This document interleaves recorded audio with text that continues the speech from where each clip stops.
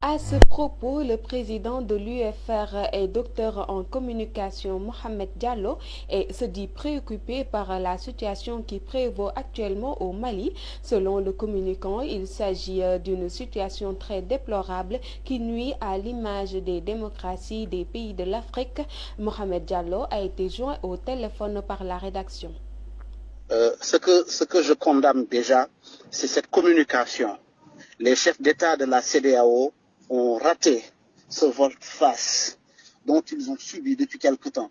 En effet, une localité, un pays qui fait 5 fois le Sénégal, à savoir le Mali, lors de leur déplacement, ils ont échoué.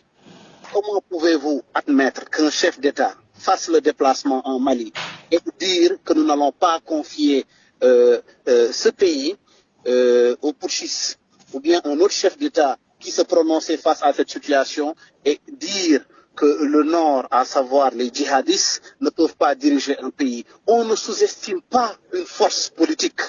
Comme on dit, en politique, il faut savoir additionner toutes les forces. Dans la mesure où vous partez pour une médiation, il est important de donner de l'importance à la population malienne. Ce que je condamne à nouveau, c'est les forces de défense et de sécurité de cette localité. Ils ont une mission en tant que telle. Le président de la République, IBK, a fait un remaniement en nommant des hommes forts dans cette localité, en choisissant les forces de défense et de sécurité, des colonels et des généraux de l'armée. Nous avons senti une haute trahison et je les demande à nouveau la libération sans condition du président IBK. Nous sommes tous des Africains, nous sommes tous appelés demain à diriger un pays, nous sommes tous appelés à un regard et inviter à nouveau des localités comme l'Occident, à savoir la France. Hier, j'ai lu à travers la presse un ancien candidat français se prononcer sur cette situation. L'Afrique peut bel et bien régler son problème.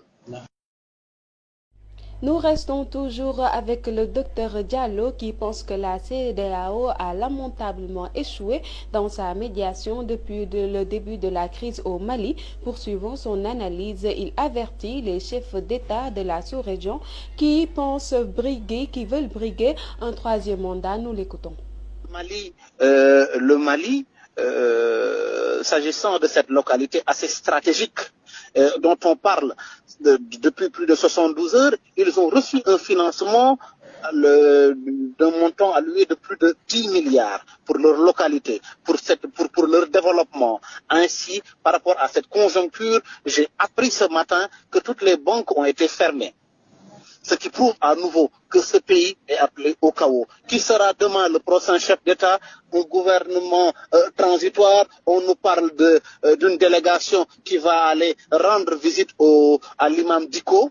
Dites-vous bien que certes, c'est la volonté du peuple, mais ça pouvait se faire autrement. C'est la volonté du peuple, mais c'est humiliant de voir un chef d'État qui doit cependant continuer son mandat, se voir être contraint d'être amené dans un camp militaire, arrêté avec son premier ministre, le président de l'Assemblée nationale qui devrait assurer l'intérim, ainsi que tout le gouvernement et les chefs d'état-major généraux des armées qui ne détiennent plus ce pouvoir et qui ont été désarmés hier, humiliés face à cette crise. Nous disons non, nous dénonçons l'injustice et nous dénonçons à nouveau ces chefs d'État qui ont attendu tardivement à la dernière minute afin de faire une réaction qui n'honore guère notre continent.